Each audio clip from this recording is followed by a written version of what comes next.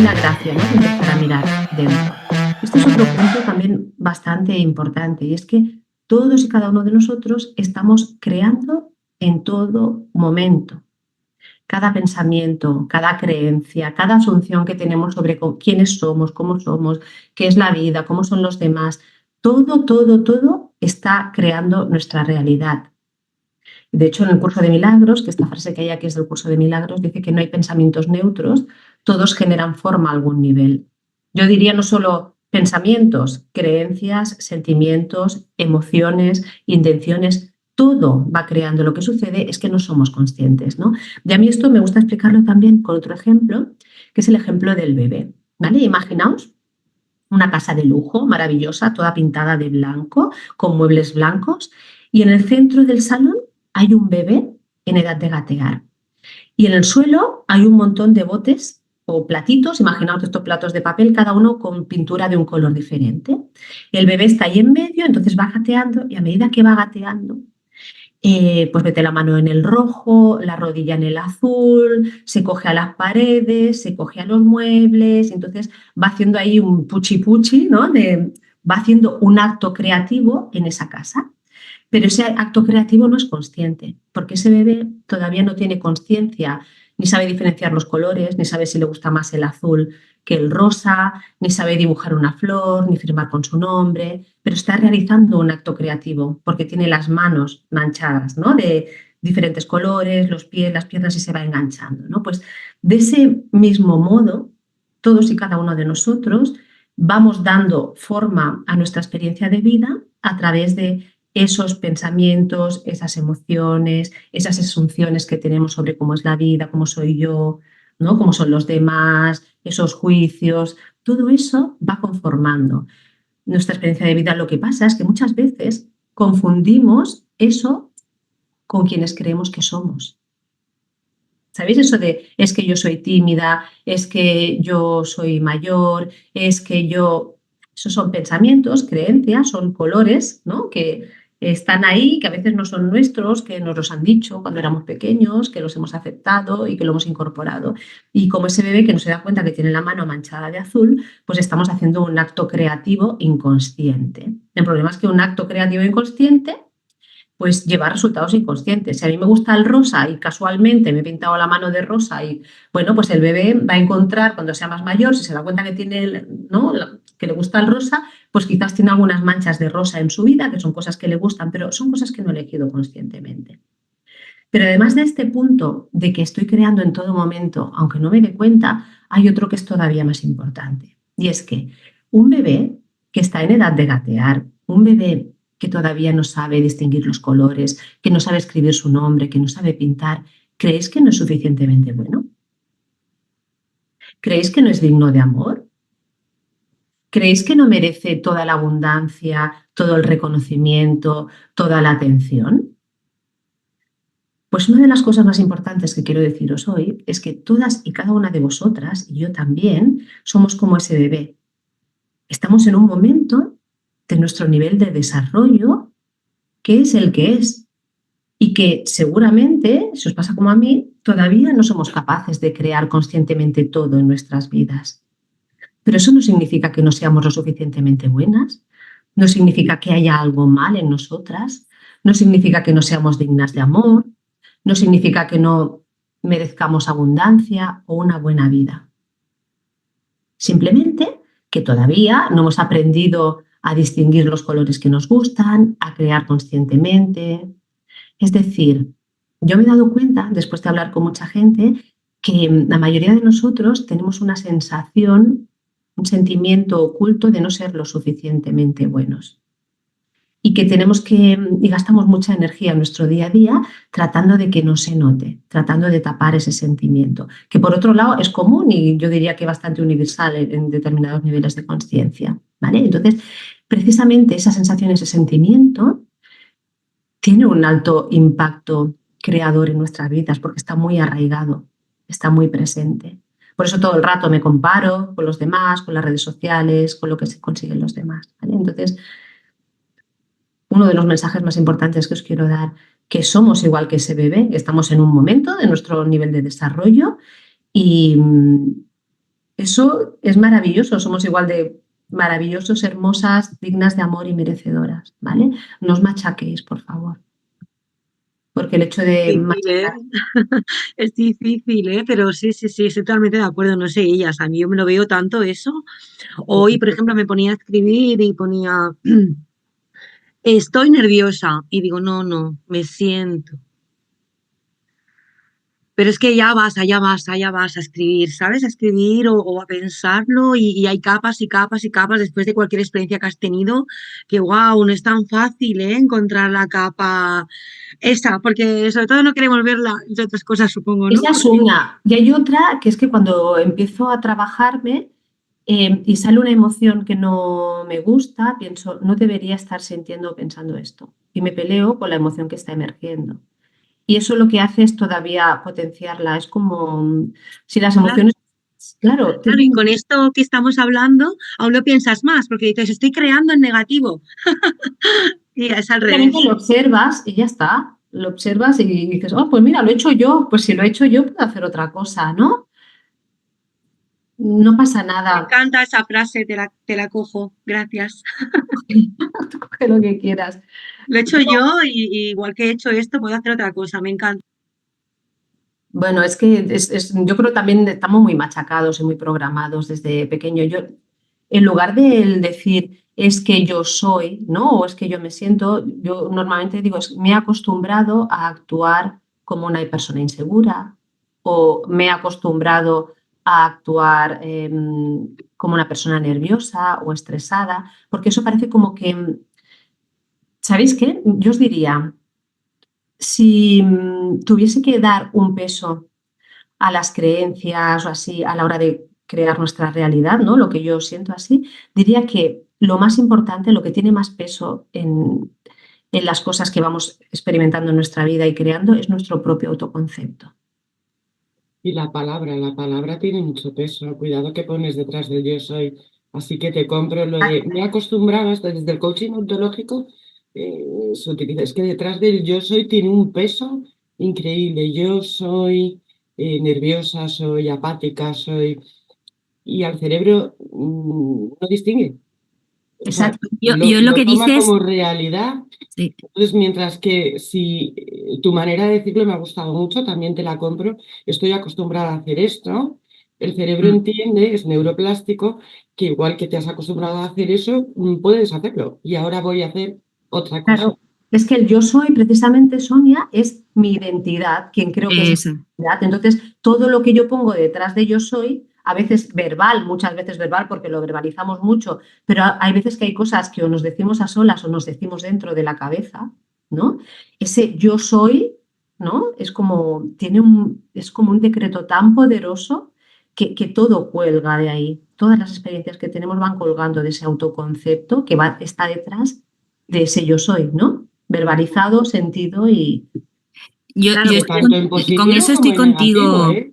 Con Tanto en eso estoy positivo. contigo, Paqui, porque como psicóloga, desde que aplico más el enfoque holístico, ¿no? Desde la construcción de los autoconceptos y después vas a las creencias específicas que están sosteniendo de forma inconsciente, tanto digamos, en un plano más profundo, te encuentras esas creencias de no ser suficiente, no soy merecedora, no soy suficientemente válida. Y cuando tú validas a la persona, cuando tú, claro, en primera instancia yo ya he hecho ese trabajo de reconocer pues lo que me estaba limitando, ¿no? Pues igual esa búsqueda de validación, esa búsqueda de merecimiento, esa búsqueda de reconocimiento, de suficiencia. Yo todo, en ese caso, por ejemplo, yo he ido trabajándolo y lo seguiré trabajando, pero sí que bueno eso que dices del autoconcepto, ¿no? De el ir al deconstruir para permitirnos ser, para poder entrar ahí en conexión con lo que verdaderamente somos, ¿no? Y poder expandirnos desde ahí. Es cuando hago yo ese trabajo interno, es cuando hay más paz encuentro, porque es como que ya no tengo que definirme ni permito que me defina un concepto, ¿no? Entonces, desde ahí, desde esa solidez que ha sido un trabajo complicado debido a todos los patrones que, por ejemplo, en mi caso yo tenía mental, te encuentras mucha paz. encuentras mucha seguridad interna, encuentras que ya no vas buscando validación, encuentras que sí que puedes ayudar a otras personas desde otro plano porque tú sientes seguridad más interna. Pero es verdad que topar con todo, yo digo como si fuésemos un diamante, ¿no? Con todas las parcelas de la como, no sé, como muchos campos, ¿no? Dentro del propio autoconcepto. Y ahí sí preguntarte, Paqui, el cómo consigues tú consolidar ese autoconcepto. No sé si me estoy expresando bien. Sí, lo que yo he visto en mi vida primero es que hay capas, ¿no? Eso es, como una cebolla, ¿no? Pues sí. Entonces, la vida te trae la capa que toca tratar en cada momento, ¿no? O sea, en un momento hay un tema que te duele más, ¿no? Ujú. Y ese es el que toca trabajar en ese momento, está claro. Entonces, ¿cómo llegan? Voy a dejar de compartir, ¿vale? Un segundito porque prefiero veros. ¿Cómo llegan? Porque todas esas ideas, toda esa programación, todo ese autoconcepto a mi vida. Pues mira, durante los 7 primeros años de vida, cuando llegamos aquí, somos seres inmaduros y necesitamos la aceptación y ser acogidos por nuestra tribu, nuestros padres, nuestros tíos, nuestros mayores para poder sobrevivir. La biología es sabia. Entonces, durante los 7 primeros años de vida nos ha dotado de unos atributos que lo que nos hace es mirar a nuestro alrededor y como esponjas ir absorbiendo en nuestro subconsciente toda una serie de informaciones que nos hagan ser aceptados en el entorno en el que hemos caído en cada caso, comportarnos de la manera que se espera para ser aceptados y garantizar la supervivencia. La ¿Sí? construcción del ego. Exacto, ¿no? Y de mis paradigmas de cómo es la vida, de cómo es la sociedad, de lo que tengo que hacer, de cómo ser una persona de provecho, de cómo, ¿no? Todo, todo. Entonces, sabéis que creo que eran los jesuitas, decían, dame un niño durante los primeros 7 años de vida y yo te daré al hombre que quiera, ¿no? Porque, ¿qué sucede? Durante esos primeros 7 años de vida, nuestro cerebro funciona en un patrón de onda cerebral teta, que es el modo grabación. Es el modo en el cual no hay filtro consciente. Es decir, la información pasa y entra directamente al subconsciente del individuo sin que haya una capacidad de discernir si esa información es válida o no, si es real o no, si me sirve o no me sirve. Entonces, si mi madre me ha estado diciendo durante toda mi vida que no voy a ser nada, que mira a mi hermano que es mucho mejor que yo, si en el colegio me han dicho que soy una inútil, si eso me lo han ido repitiendo, y además me he visto situaciones en las que ha habido un impacto emocional importante, esa información empieza a calar y a grabarse y a generar un pozo en mi subconsciente. Que cuando soy joven, cuando tengo esos primeros 7 años así, o hasta los 10, los 12, me sirve para ser aceptado por mi padre, por mi madre. Imagínate que tengo un padre alcohólico, ¿no? Tengo 5 años. Y cada día mi padre a las 5 de la tarde llegaba a casa borracho y se liaba a tortazos con mi madre, con mi hermana. Y yo aprendo que tengo que estarme callado en un rincón porque eso me va a librar, ¿no? de problemas, pues probablemente se va a grabar en mí un patrón en el cual yo me voy a acostumbrar a estar callada en un rincón, ¿no? Y quizás más adelante estoy en el consejo de administración de una empresa o en el departamento de marketing y me cuesta decir lo que pienso, me cuesta pedir, os estoy explicando un caso extremo, ¿no? Sí, pero ante la misma situación, la interpretación del niño puede ser diferente, precisamente eso porque no tiene filtros. Entonces, en algunos casos sí, pero la interpretación que tenga va a ir, esperad que se me va relacionada con esa información que está captando. Lo que pasa es que hay gente que se va a un extremo y hay gente que se va al otro, pero eso me va a condicionar. Yo esto lo he vivido y, por ejemplo, pero sí que acabo en un rincón también, ¿eh? Aunque parezca que aunque habla tanto y todo esto, hable tanto, en cuanto hay un conflicto, siempre pienso que soy yo la culpable, siempre me arrincono, me aíslo, ya no, ¿eh? Ya no tanto, me doy cuenta, estoy consciente. Y entonces es peor, o sea, es mucho peor. La situación se hace más grande, en mi cabeza hay una pelota y un lío que te cagas, pero sí que he tenido tendencia a aislarme. Primero me comporto pues como me comporto normalmente, pero sí que hay un momento en el que acabo arrinconada. Otra cosa es que no sea tan introvertida, que no lo parezca, ¿no? Pero sí que es... Porque hay variaciones, ¿no? Nos impacta pero la cuestión es como que vamos interiorizando ideas, asunciones sobre la vida, sobre quién soy, sobre lo que es posible para mí, sobre lo que se puede esperar de la vida, sobre lo que hay que hacer. A veces, normalmente, o por un lado, o por exceso o por defecto, pero en base a esa realidad que hemos vivido, ¿no? Entonces, ¿yo cómo he conseguido trascender eso? Claro, en el tema que me duele en cada momento, no soy capaz de trabajar todos a la vez, pero por ejemplo, uno de los temas que a mí me ha dolido más ha sido el hablar en público. O sea, tú me decías, ¿quieres hablar en público? ¿Te pego un tiro o hablas en público? Decía, me pegas el tiro, porque no quiero salir a hablar. Y la vida me está poniendo a hablar en público mucho, ¿no? Entonces, ¿cómo yo he trascendido eso? Mirad, al final todo se trata de un tema de conexiones neuronales, ¿no? Ya sabéis, ¿no? Pues hay una serie de neuronas que se relacionan con una reacción, con una interpretación de las cosas, que se han ido cableando durante esa infancia, que se han ido soldando, que la electricidad pasa por ahí, que ¿no? Se acaban como fosilizando y demás. Entonces, ¿qué tengo que hacer? Pues elegir otra respuesta, elegir otro yo, ¿no? Ahora os explicaré en detalle, ¿no? Entonces, entrar en ese modo grabación, yo en modo meditativo lo hago. Lo que hago es medito, bajo mis ondas cerebrales, me pongo en teta y entonces empiezo a depositar la información que me interesa sobre mí, sobre la situación que quiero. Yo lo utilizo para todo, lo utilizo para salud, lo utilizo para comprar pisos, lo utilizo cuando mi hijo tiene un examen, lo utilizo para todo. Entonces empiezo a depositar la información que me interesa poniéndome en ese modo grabación, entrando a teta. Y entonces, una vez estoy en ese campo cuántico de todas las posibilidades, una vez estoy en ese patrón de onda cerebral y he dejado de mirar mi vida, he dejado de recordar quién soy, he dejado de pensar en mis problemas, he dejado de colapsar la realidad que tengo ahora, estoy un rato ahí en ese, ¿no? en esa negrura que nos dice Joe Dispenza, y entonces ahí empiezo a recordar mi futuro, ¿no? Cómo quiero que sea esta situación, qué quiero que pase, cómo quiero sentirme. Y entonces voy haciendo ese trabajo hasta que la cantidad o el peso de esa vibración sea mayor que la capa de vibración que no me interesa antigua. Es decir, lo tengo que repetir. Si yo soy capaz de hacer una vez un trabajo de visualización o de introducir información porque es algo que no me importa demasiado, no tiene demasiada importancia para mí o es algo que no me ha afectado mucho en mi vida, a veces con una vez tú eres capaz ya de cablear y de asumir y de sentir, y eso ya cae, ya sucede, pero hay temas que nos duelen mucho o que son crónicos o que no, son esas cosas que nos cuestan tanto, entonces es necesario ir depositando capas, ir haciéndolo hasta que tu cuerpo se acostumbra a sentir inconscientemente de esa manera. Entonces vas viendo que ante un estímulo, cuando tú respondías de una manera, después de trabajar un poco, empiezas a darte cuenta, ¿no? Al principio eres como totalmente inconsciente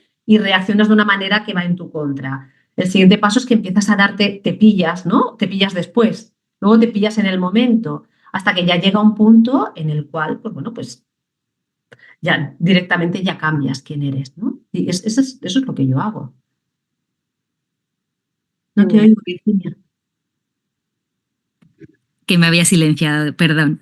Esto que dices, Paqui, me encanta porque yo he topado con la hipnosis cuántica a través de varias mentoras, entre ellas Regan Heiler, que es una de las mujeres más ricas del mundo, no sé si Sí, la conozco. Sí, en sí. Costa Rica. Bueno, pues he hecho cursos con alguna también de sus alumnas y hemos hecho lo que es la meditación profunda de hipnosis cuántica, de esto que tú dices, ¿no? De cómo ir tu mente más en zeta y experimentar y sentir esas sensaciones, y es como esa brújula que te dirige.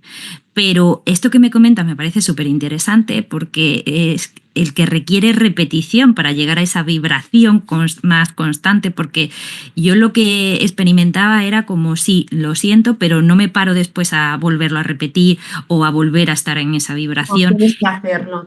Y entonces es como a la semana me comentaban y todas, pues sí, pues ha surgido esto, ha pasado lo otro y tal. Y yo, pues a mí lo contrario, yo no. Entonces, eso de repetir es muy importante, lo que me acabas de comentar, que yo no, quizá ahí no. A ver, hay cosas que no requieren repetirse. Por ejemplo, yo recuerdo una vez que en Cuestiona hicimos un directo, ¿vale?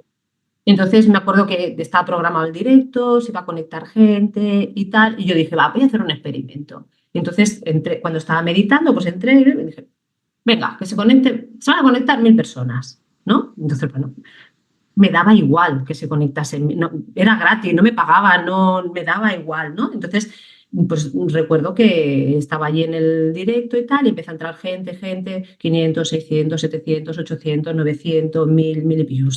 Hostia, joder, ¿no? Vale, Sí, sí. lo hice una vez, pero es que me daba igual, o sea, sí.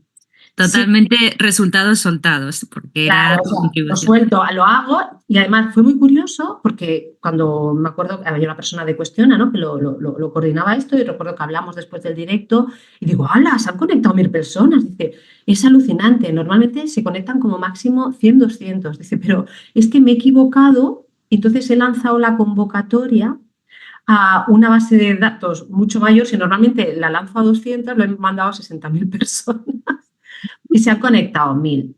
Para mí eso, o sea, es ese error que él hizo es el puente de incidentes necesario, ¿no? Para que las cosas se desarrollen. Pero fue tan fácil porque fue un experimento de algo que no me importaba. Por ejemplo, en el tema que os comento de hablar en público, yo estuve meses donde lo que yo practicaba es que estaba tranquila, hablando en público, que la gente me felicitaba, que les pasaban cosas, que me sentía pues como conectando desde el amor, que lo hacía desde la intención de compartir, no desde la intención de ser Brillar. reconocida, ¿no? Y eso lo estuve trabajando meses. ¿Por qué? Porque para mí es como, imaginaos, un campo verde y yo estoy aquí y allí detrás hay un árbol al que quiero llegar, ¿no? Entonces, en ese campo verde hay un caminito que ya está marcado, que es por el trayecto que sigue toda la gente y que va a ese árbol, ¿vale? Entonces, la inercia, sin darte cuenta, es seguir el camino trazado. Del mismo modo, tu mente, tu automatismo, tu piloto automático, lo que hace es ir por el camino de menos resistencia, el camino que ya tienes trazado, ser quien eres ante esta situación de hablar en público, acojonarte, decir que no y salir, ¿no? Corriendo, por ejemplo, ¿no? O sea, lo que sea. Entonces, tú puedes elegir trazar un montón de nuevos caminos para llegar a ese árbol que está en el otro lado, pero si pasas una vez, pisarás un poquito la hierba y se volverá a levantar. Y a lo mejor al día siguiente te vuelves a poner ahí y no reconoces el camino y vuelves a ir por el camino. Tienes que pisar la hierba el suficiente número de veces hasta que ese camino ya se vuelve a... ¿no? Es evidente, se revela a sí mismo y tú ya lo ves como tan natural como seguir el otro camino, ¿no? Por eso hay algunas cosas que hay que repetir. Las que no te importan, pues puedes experimentar y puedes jugar y vas viendo que se va moviendo la magia y es muy chulo. Eso es lo de los semáforos que comentabas. Lo de los semáforos. Es el ejemplo que querías dar, que algo que no nos importe, algo que nos dé igual. Porque si llegas tarde al trabajo, no, ya estás forzando. Algo que te dé igual. Claro. Pero yo lo he utilizado con algo que sí que me importaba, como por ejemplo de esto de que llegas con poco tiempo y dices, por favor, que salga un coche, porque es mi día, no sé, ese llamado, tal. Y aparece y se va ese coche menos pensado en ese momento y tú dices... Y lo sabes. O sea, lo sabía. Claro, a mí también me ha pasado, pero claro, yo creo que Paqui lo que está diciendo es a nivel ya de algo interno ahí, ¿no? De creencias, de cosas que están ahí. Exacto, lo que quiero decir es que cuando un tema te duele mucho... Exacto, muy arraigado. Claro, que ahora te duele, porque claro, lo de los semáforos no encuentras sitio, bueno, tampoco, ¿no? Te va la vida en ello. Esa noche dormirás igual, no te quitará el sueño. Cambiar todo, tus padrones, ¡wow! Claro, el tema que te quita el sueño hay que trabajarlo repetidamente, el suficiente número de repeticiones, el suficiente número de veces para que tu nueva vibración que has elegido, tu nuevo yo que has elegido ser, te resulte tan familiar que te salga en modo automático. Porque cuando estás en el fragor de la batalla, me refiero en la reacción, ¿no? Cuando entra, no eres capaz de rescatar esa respuesta que habías elegido previamente, si no la tienes muy aprendida. No sé si me explico. Entonces, sí. Es ensayarla desde Totalmente. ahí. Ese es el método. Al final, que se llame hipnosis cuántica, que sean las meditaciones de Joe Dispenza, que sea una película una película mental que te haces y que te repasas cada noche cuando te vas a dormir y te quedes dormida viviendo esa película, es igual, funcionan todos los métodos. Porque al final lo que haces es bajar de beta a alfa, de alfa a teta y de teta a delta, que es el sueño, ¿no? El estar Pues es como en alerta, en relajado consciente, entre dos mundos y dormir. En ese entre dos mundos y quedarme dormido es el modo grabación. Es ahí donde la información se queda grabada. Entonces, otra opción, te puedes coger un audio con lo que quieres, te lo vas, ¿no? Con tu película, te pones los auriculares mientras te quedas dormida, por ejemplo, o te pasas mentalmente la película. Neville Goddard hablaba de pasarte la película. Entonces, también hay un tema al que yo le llamo reserva de fe. A medida que vas consiguiendo, consolidando resultados, tu fe en tu capacidad de crear tu realidad va creciendo. Entonces, eso hace crecer también tu nivel de conciencia. Entonces, cada vez manifiestas cosas más rápido y manifiestas cosas más difíciles. ¿No? Es como el niño, ¿no? Que al principio, me gusta el rosa, ¿no? Pues entonces, y luego, pues me gustaría pintar un sol, ¿no? Pues ya tengo la capacidad de pintar. Pues me gustaría poner mi nombre, ¿no? Entonces, cada vez vas cogiendo habilidad en hacerlo. Qué bueno. Pero hay cosas, especialmente las que te duelen, que con una vez no. Hay que ir repitiendo, hay que ir repitiendo.